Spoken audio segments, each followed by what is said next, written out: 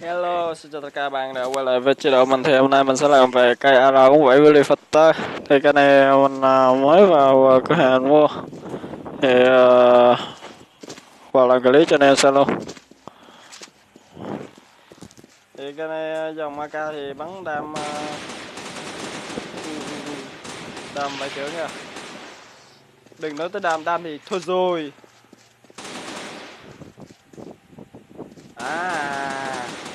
Bắt bài rồi nha. Ô vãi.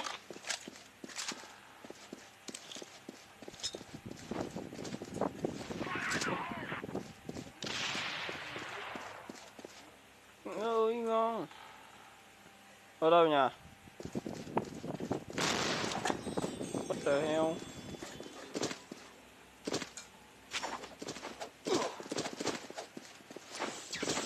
Ui. Ui.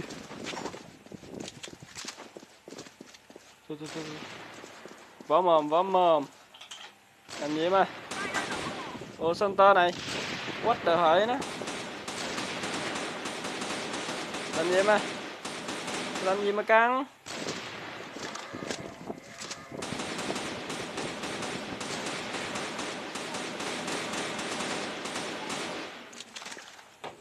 Vãi cái súng. Ô.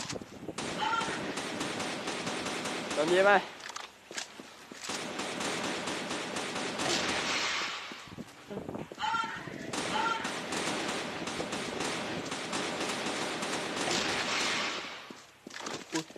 Ui chiêu.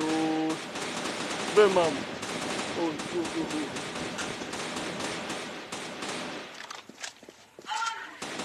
Được đấy thì ạ. Tơ núp kia. Tơ chỉ bắn vẽ trưởng kìa.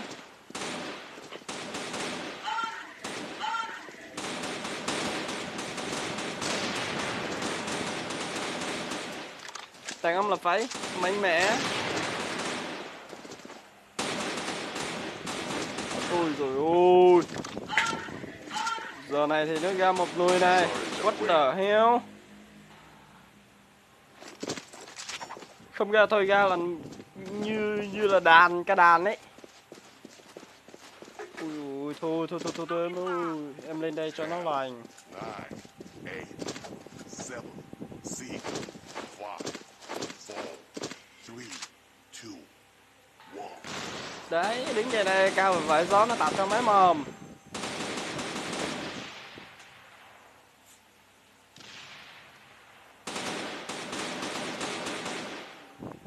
Thì mình không nên hô báo làm cái gì.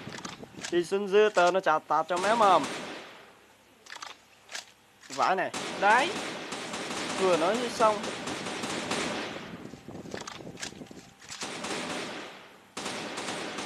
Mình chạy ra thì mình không nên hô báo. Hô báo cáo tròn làm cái gì.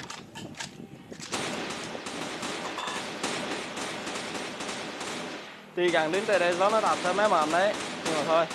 Tà méo mồm chứ đừng dùng cả hàm đấy. Thôi rồi. Làm gì em ơi.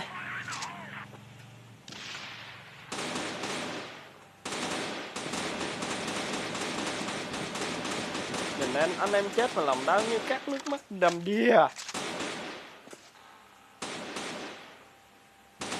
Trên này đứng thì ngon phết đấy. Đây. Ô thành Nezo này. Ngon. Ui dồi ôi. Bao nhiêu cái đồ bùi ấy. What the fuck này. Tin sư mày. Nhà vô. Nhà vô.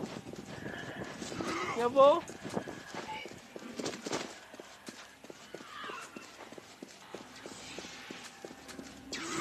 Nhà vô. Nhà vô. Nhà vô. Nhà vô.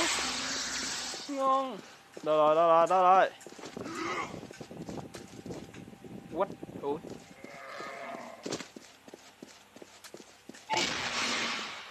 Em ơi. Của tao mày. Đứng lại cái. Ui rồi ôi thơm lừng.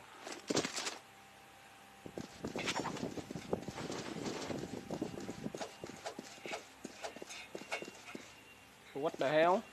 10, 9, 8, 7, 6, 5, 4, 3, 2, 1.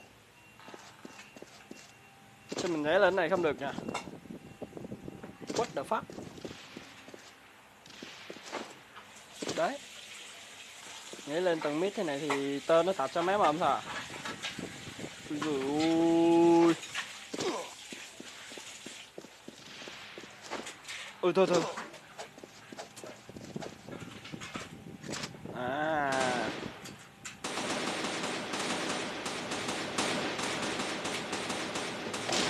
Ôi dồi ôi. Định la liếm à.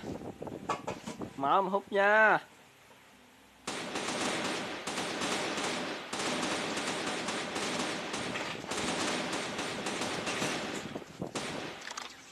Ôi dồi ôi mà làm gì mày? Vãi. Vãi cái linh hồn đó này. Trời nát à.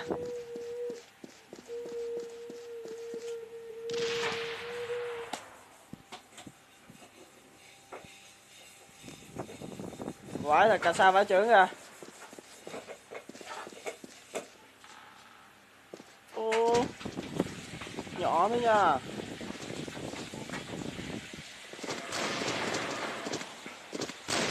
Em ơi, what the hell.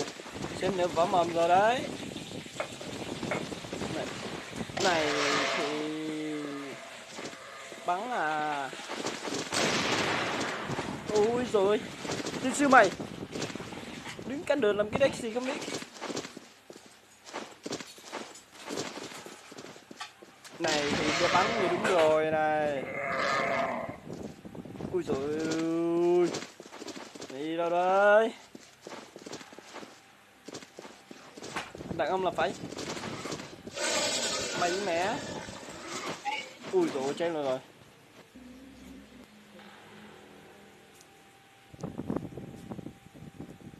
Vãi thật. Đúng rồi. Phá ngủ người thế nhỉ. Lao đầu vào là cái đấy gì để đó nó tạo cho mấy mồm này. Vãi.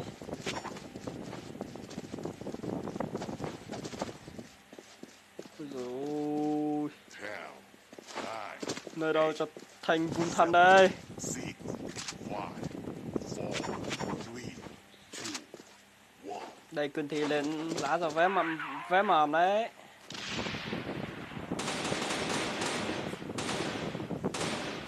Ô. Hai con à. Qua đây mày. Ôi giời bắn đi. Ôi giời hết đạn này. Hết đạn phát. Ô. Tiên sư đứa nào đáp màu đây. Vãi. Màu tinh. Ôi giời đây rồi. Ui dồi ôi, VSK hàm rồi. Xuống đây. Đàn ông là phải mạnh mẽ. Đàn ông là phải mạnh mẽ. Ngon. Ui, đâu đấy.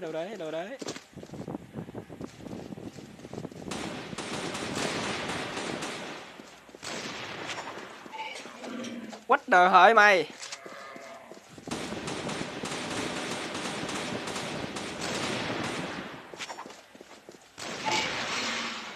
Ngon. Cận chiến thơm thế kia mà.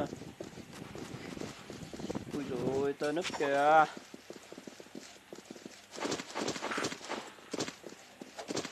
Này thì núp này. Này thì núp này. Ra đây mày. Vãi cái thằng tơ. Nó bắn chẹt chẹt giống này.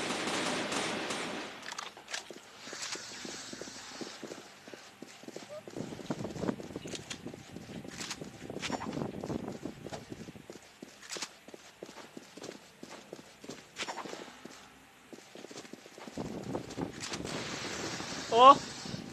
What the hell. Ở đâu rồi.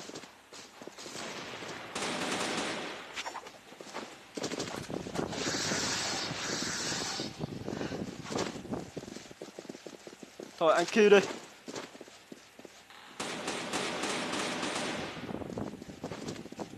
Sorry that you win. What the fuck.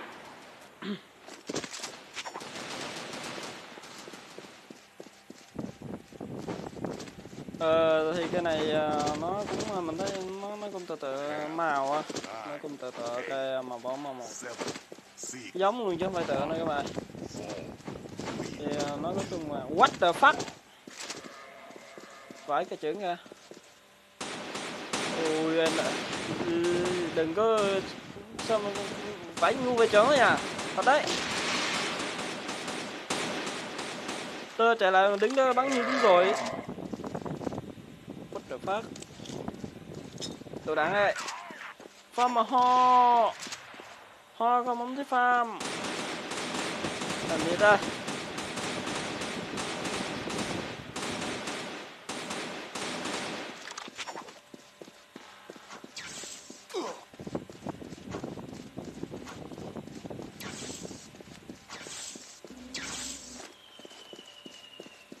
Này là ôm cái mày phải cái chuyện nè. Đâu rồi ui thần tơ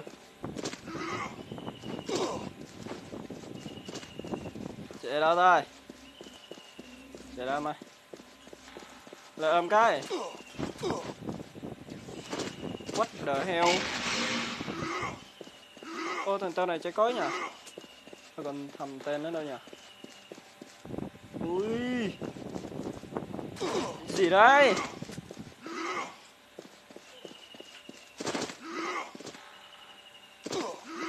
Ô toàn là những trái này.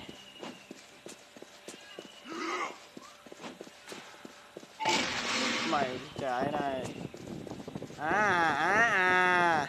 tơ tí sư mày tơ mày chết là cái chắc. Ui rồi ôi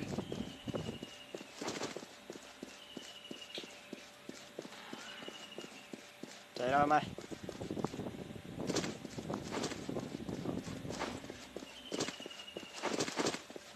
Này thì chạy này what the fuck. Thôi mình sẽ nhìn cái clip này các bạn.